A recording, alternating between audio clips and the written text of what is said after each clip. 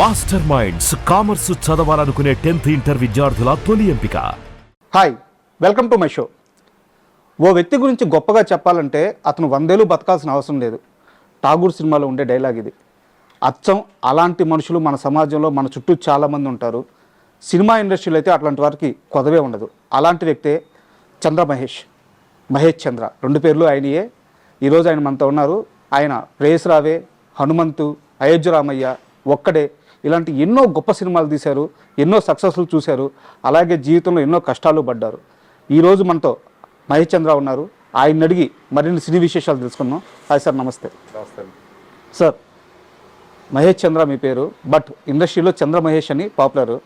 మీ పేరు గుర్తురాగానే అందరికీ ముందుగా గుర్తొచ్చే సినిమా ప్రేయస్ రావే. అంటే మీరు తీసిన సినిమా కనీసం ఒక 25 ఏళ్ళ క్రితం తీసిన సినిమా అది.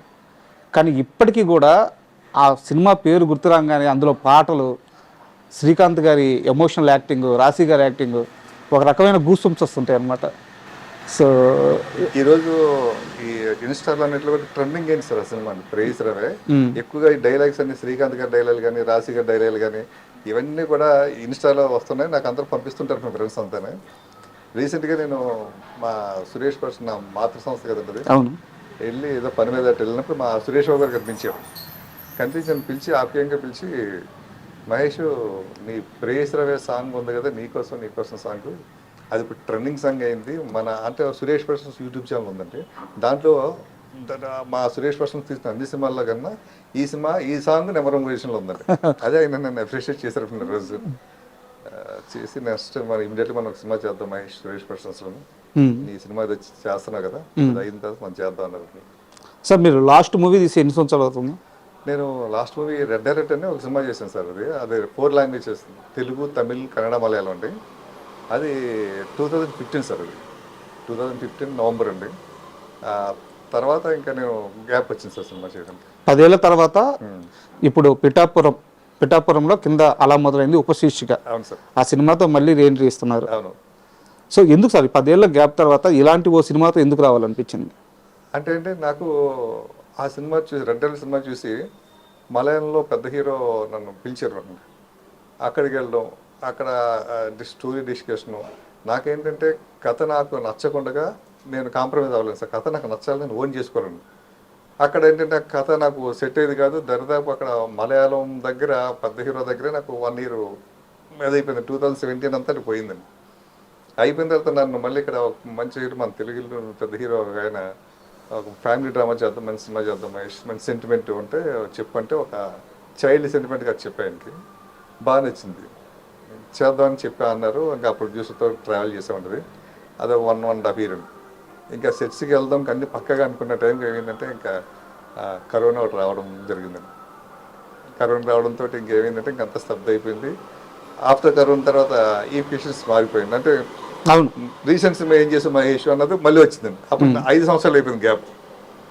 అంటే ఇంకా అలాగే రావడం అంటే ఇంకా తర్వాత ఎవరన్నా వేరే హీరో దగ్గరికి వెళ్ళినా కూడా, అంటే 1-2 సినిమాలు చేసిన హీరోతో ఒక మాట్లాడినా కూడా అలాగేంటని చెప్పడం, బాగా మాట్లాడేవాడు. నెక్స్ట్ వాళ్ళ మేనేజర్లు నాకు టచ్లోకి వచ్చి, సార్ బాగా గ్యాప్ వచ్చింది కదా సార్, అది ఒకటే ఫీల్ అవుతున్నారు సార్ అన్నారు. సరే సినిమా చేసినంత కలుద్దాం అనేసి అనుకుంటే, అంటే నేను మంచి సినిమాలు చేసినా కూడా, అంటే ఒక ప్రేయస్ రావే కానీ అది 150 days సార్ సినిమాని. 10 సెంటర్లో 150 days ఆడుతున్నాను. అయోధ్య రామయ్య అండి 6 సెంటర్లో 7 సెంటర్ 100 days ఆడు. శ్రీహరి గారి కెరీర్లో ఫస్ట్ 100 days సినిమా. అలాగే ఒక్కడే కానీ హనుమంత్ అండి. హనుమంత్కి నాకు నంది అవార్డు కూడా వచ్చిందండి. అవును సార్. ఎంత అచీవ్మెంట్స్ ఉన్నా కూడా నాకు ఇలా జరిగిందని నాకు కొంచెం మానసికంగా అంటే కొంచెం ఫీల్ అయ్యాను. అలాగా అంటే కొత్త జనరేషన్, కొత్త వాళ్ళు ఇంకా అలాగ ఉందేమో అనుకున్నాను.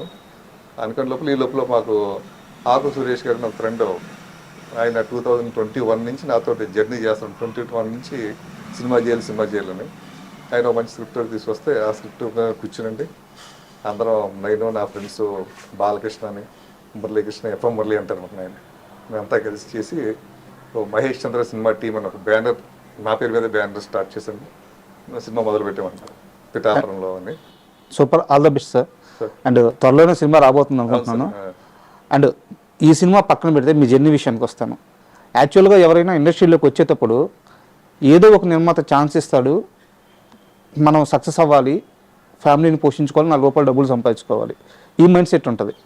కానీ మీకు మాత్రం పర్టికులర్గా రామానాయుడు గారే కావాలి, ఆయన దగ్గరే పని చేయాలి, ఆయన దగ్గరే అడ్వాన్స్ తీసుకోవాలి, ఆయన బ్యానర్లోనే సినిమా చేయాలి, ఇదేం టార్గెట్ సార్ చిన్నప్పటి నుంచి? అంటే సార్ నేను కాలేజ్ చదువుతున్నప్పుడు జ్యోతి చిత్ర సితార పేపర్లు వచ్చేసారు అవి. దాంట్లో ప్రొడ్యూసర్ అంటే రామానాయుడు గారు కనిపించేవారండి. ఆయన తెల్ల టోపీ పెట్టుకుని, తెల్ల డ్రెస్ వేసుకుని, అంటే ఒక మెగాఫోన్ పెట్టుకుని ఆ కాల్ మీద కాలేజ్ కూర్చుని ఉండడం, అంటే ఆ డైరెక్టర్లో ఏదో సీన్ పేపర్ చెప్తే నేను పక్కన నిలబడి చూడడం, ఇవన్నీ చూస్తుంటాను అనమాట. అలాగా ఏ ప్రొడ్యూసర్తో ఎవరిది ఉండేది కదండి. ఆ వర్కింగ్ స్టిల్స్ ఒక రామానాయుడు గారికే ఉండి తప్పితే మిగతా ప్రొడ్యూసర్స్ చాలామంది ప్రొడ్యూసర్లు ఉన్నా కూడా ఉండేది కదండి. ఆ తర్వాత చూస్తుంటే ఆయన పరిచయం చేస్తున్న డైరెక్టర్లలో అప్పటికే నేను చదువుకుంటున్న రోజుల్లోనే 20 మందిని పరిచయం చేసేవారు, 21 మందిని పరిచయం చేసేవారు వస్తుండేది పేపర్లు. సరే నాకు కసి పెరిగిపోయింది అన్నమాట. అంటే నాకు సినిమా ఇంట్రెస్ట్, మా ఇంట్లో ఎవరికి ఇంట్రెస్ట్ లేదు సార్. ఇది మా మదర్ గవర్నమెంట్ ఎంప్లాయీ, మా ఫాదర్ గవర్నమెంట్ ఎంప్లాయీ. నన్ను ఒక గవర్నమెంట్ ఎంప్లాయీ చేద్దాం అనుకున్నారు. నాకు ఇంక కాలేజీకి వెళ్ళిన దగ్గర నుంచి సినిమాల మీద ఇంట్రెస్ట్ పడడంతో ఇంకా వాళ్ళు అదేంటి ఇదేంటంటే కొన్ని నేను పట్టించుకున్నాను కాదు. నేను జ్యోతి చిత్రంలో కట్ చేసుకున్నాను కటింగ్ చేసి ప్రేమ ఖైదీ సినిమా అండి. అది ఈవీవి సత్యనారాయణ గారు హరీష్కి డైలాగ్ చెప్తున్నారు అదండి. పక్కన రామారెడ్డి గారు నిలబడి ఫోటో ఒకటి ఉందండి. నేను దాన్ని కట్ చేసేసండి ఈవీవి గారి ఫేస్లో నా ఫేస్ పెట్టుకుని black and white photo face పెట్టి దాన్ని జిరాక్స్ తీసుకుని దాన్ని కట్ చేసి నేను పెట్టుకుని అనమాట. పెట్టుకుని అండ్ నేను చూసుకుంటే నేనే డైరెక్టర్, రామానాయుడు గారు ప్రొడ్యూసర్ అని ఫీల్ అయిపోయి నేను ఒక కథ రాసుకునండి. అప్పుడే మృత్యుంజయుడు అని ఒక కథ రాసుకునండి. నిర్మాత రామానాయుడు, దర్శకత్వం మహేష్. అలా రాసుకుంటే మా ఇంట్లో కూడా నన్ను ఒక లూజ్ అయిపోయింది ఇక్కడికి అనుకునేవారండి.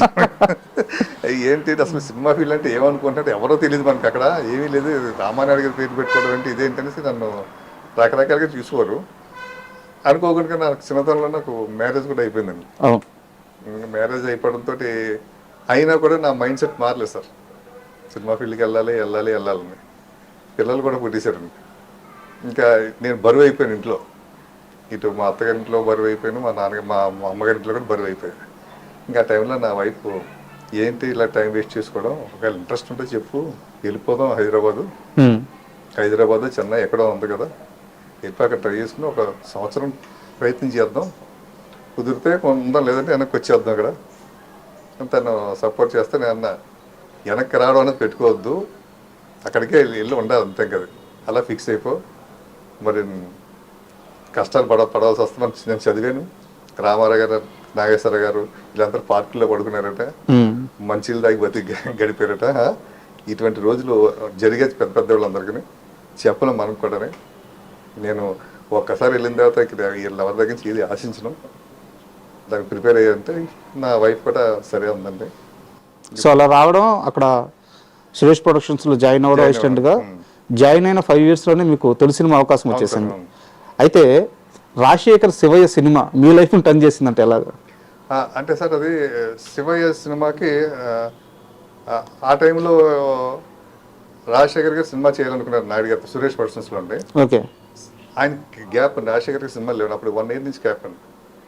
మా రామానాయుడు గారు రాజశేఖర్ గారితో సినిమా చేద్దాం అనుకున్నారు. కథ కోసం చూస్తున్నారు అనమాట. కథ కోసం చూస్తున్న టైంలో అనుకోకుండా నాకు పోసన్ మురళి గారు కనిపించి ఒక చోట ఏదో టాపిక్ వస్తే ఇలా కథ ఉందంటే నా దగ్గర కథ ఉందని ఉన్నాను. పోసన్ మురళి గారు నాకు కథ చెప్పారు. బాగుంది సార్, చిన్న కరెక్షన్ చేసుకుందాం అన్నట్టు ఓకే అన్నారైనా అని నేను రామానాయుడు గారికి చెప్పాను. చెప్తే లోపల పోసన్ మురళి గారు ఏమన్నారంటే, మహేష్ నాకు నాయుడు గారి సంస్థ వచ్చి రావట్లేదు అయ్యా అని. ఏమన్నాను, 3 కథలు ఇప్పుడు వచ్చి 3 కథలు తీసుకెళ్ళాను, డేట్లు అనౌన్స్ చేసేసి అన్ని అనౌన్స్ చేసేసి లాస్ట్ మినిట్లో క్యాన్సిల్ అయిపోయాయి. లాస్ట్ మినిట్కి ఒక 1 వారం రోజులు ఉంటుందని క్యాన్సిల్ అయిపోయాయి. అక్కడ నాకు ఎంట్రీ లేదయ్యా. ఓకే. లేదండి ఈ సినిమా నేను నాయుడు గారికి నేను బాగా ఇష్టం అండి, సురేష్ గారికి బాగా ఇష్టం, అక్కడ స్టోరీ డిపార్ట్మెంట్లో కూడా నేను ఉంటాను. నేను ఎవరైనా మంచి కథలు చెప్తే నేను వాళ్ళు రికమెండ్ చేస్తుంటాను. ఆ రికమెండ్ చేసిన కథల్లోనే ఒకటి ప్రేమించుకుంటారు ఆ కథ కూడా. అలాగే మీరేం కథ చెప్తే బాగుంది, నాకు నచ్చింది కాబట్టి నేను నాయుడు గారికి చెప్తాను సార్. సరే అంటే నాయుడు గారికి కథ చెప్పామంటే ఆయన చెప్పాను నాయుడు గారికి, ఇలా మురళి గారి దగ్గర కథ ఉందని ఆయన వచ్చి చెప్పారు నాయుడు గారికి. నాయుడు గారికి కూడా బాగా నచ్చింది. నచ్చిన తర్వాత డైరెక్ట్ మేము ఎవరిని పెడదాం అనేసి అనుకుని నాయుడు గారు ఫస్ట్ మహేష్ నువ్వు చేయవయ్యా అన్నారు. నాకు భయం వేసిందండి. అంటే చేయడానికి భయం, ఎందుకు భయం వేసిందంటే అండి నేను మెంటల్గా ప్రిపేర్ అవ్వలేదు. అవును. నేను డైరెక్టర్ అవుదని నాయుడు గారు అంత స్పీడ్గా అంటారన్న మాట నేను అనుకోలేదు. నేను మెంటల్గా ప్రిపేర్ అవ్వలేదండి. అప్పుడు సురేష్ వర్మ అని డైరెక్టర్ ఒక ఆయన, సురేష్ వర్మ అంటే ఆయన తోటి సురేష్ బాబు గారు జర్నీ చేశారండి. వెంకటేష్ బాబు తోటి సినిమా అనుకునైనా దాదాపు ఒక 7-8 నెలలు కూర్చున్నారు. సురేష్ వర్మ అంటే భాష కాదండి, ఆయన సురేష్ కృష్ణ గారు అండి. సురేష్ వర్మ అని మనసు ఇచ్చి చూడు సినిమా చేశారు కదా, శివయ్య సినిమా డైరెక్టర్ ఆయన. శివయ్య సినిమా డైరెక్టర్ ఆయన అంటే ఆయన వెంకటేష్ బాబుతో సినిమా అనుకుని జర్నీ చేశారండి. ఆ లాస్ట్ మినిట్లో ఏమైందంటే దీనికన్నా బెటర్ గా చెప్పారు ఇంకొక తమిళ డైరెక్టర్ తిరుపతి స్వామి. చెప్పడంతో గణేష్ అని ఆ టైటిల్, యాక్చువల్గా గణేష్ అని టైటిల్ సురేష్ వర్మ టైటిల్. ఆ గణేష్ టైటిల్ దానికి పెట్టండి. ఇంకా తిరుపతి స్వామితో సినిమా స్టార్ట్ చేశారు. ఈ సురేష్ వర్మ ఖాళీగా ఉండిపోయాడు. ఖాళీగా ఉండిపోయి అతను నా దగ్గర ఫీల్ అయిపోయాడు, ఏంటి మహేష్ ఇలా జరిగిందేంటి, నాకు వచ్చిన అవకాశాలు బయట వదులుకున్నాను నేను. వెంకటేష్ పిక్చర్ చేస్తాను కదా, సురేష్ వర్షన్స్లో పెద్ద సినిమా చేస్తాను కదా అనేసి, ఇప్పుడు ఈ సినిమా లేకపోతే బయట నేను తలగా ఎత్తుకోలేను, నా పరుగు పోయినట్టే కదా అని బాధపడితే ఇదే విషయం నేను రామారావు గారికి చెప్పాను మాట. సార్ నేను కాదు సార్ డైరెక్ట్ చేయడం, సురేష్ వర్మని పెడతాం సార్ అతన్ని అని ఆయన ఒక సెంటిమెంట్ ఒకటి గుర్తు చేశాను. ఎలా అంటే జయంత్ గారు, జయంత్ సి పరంజీ గారు, ఆయన సురేష్ వర్షన్స్లో ఒక సినిమా స్టార్ట్ చేశారండి. అప్పుడు నేను సురేష్ వర్షన్స్లో ఎస్టిమేట్గా కూడా ఇంకా ఎంట్రీ అవ్వలేదు. 93లో ఆయన ఒక సినిమా స్టార్ట్ చేశారండి. వెంకటేష్ బాబు 3 హీరోయిన్లతో ఒక 5-6 రోజుల్లో అంతా షూటింగ్ జరిగి ఆగిపోయింది సినిమాని. కథ సరిగ్గా లేదు, అది దానికి అలా ఆగిపోయి ఇంకా ఆయన సినిమా ఇంకా అలా పక్కన పడిపోయినాడు. ఇంకా ఆయన సినిమా చేయలేదండి. మళ్ళీ ఆయనకి ఒక 4 years గ్యాప్తో మళ్ళీ 4 years తర్వాత మళ్ళీ మా సురేష్ బాబు గారు పిలిచి ప్రేమించుకుందర సినిమా ఇచ్చారండి. అప్పటివరకు ఆయన సినిమా చేయలేదు. బయట కూడా ఆయనకి పెద్ద అవకాశాలు లేవు. ఆయన కొంచెం గిల్టీగా ఫీల్ అవుతుంటారు. సినిమా స్టార్ట్ అయ్యి పెద్ద సంవత్సరం సినిమా స్టార్ట్ ఆగిపోయింది కదండి.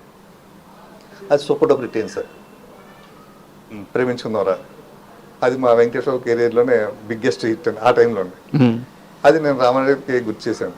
సో ఈయన కూడా ఇలా జరుగుతుంది కాబట్టి ఇతను కూడా మనం 1 year నుంచి మనం కూర్చోబెట్టుకున్నాం కదా సార్, ఇతనితో చేయిందాం సార్ శివాయి సినిమా, అంచేత కొంచెం సెంటిమెంట్గా బాగుంటుందేమో నా పర్సనల్ ఫీలింగ్ సార్. సరే ఓకే అలాగే అన్నారు అని ఆ విధంగా శివాయి సినిమా స్టార్ట్ చేసాం సార్. చేసినప్పుడు ఏంటంటే మధ్యలో డైరెక్టర్ గారికి, రామారావు గారికి కొంచెం మిస్అండర్స్టాండింగ్స్ రావడం, లేకపోతే రైటర్తో రావడం, ఇంక ఇవన్నీ నేను కోఆర్డినేట్ చూసుకుంటూ ఉండేవాడు అన్నమాట. వెళ్ళి చివరికి ఒక టైంలో ఏమైందంటే కొన్ని సెంటిమెంట్ సీన్స్, ఆయన డైరెక్టర్ గారు తీసిన సీన్స్ మా రామారావు గారికి నచ్చలేదండి. ఆ సెంటిమెంట్ అదంతా అనేది కొంచెం ఏదో కింద ఉందనిసి అవి మేము రీషూట్ చేస్తున్నప్పుడు మేము కలిసి డిస్కస్ చేసి, నేను డైరెక్టర్ కలిసి డిస్కస్ చేసి అలా కాదు ఇలా చేద్దాం సెంటిమెంట్ కదా అనేసి నాయుడు గారి దగ్గర మేము ఒక అండర్స్టాండింగ్ వచ్చింది, చేయడం మొదలుపెట్టాం.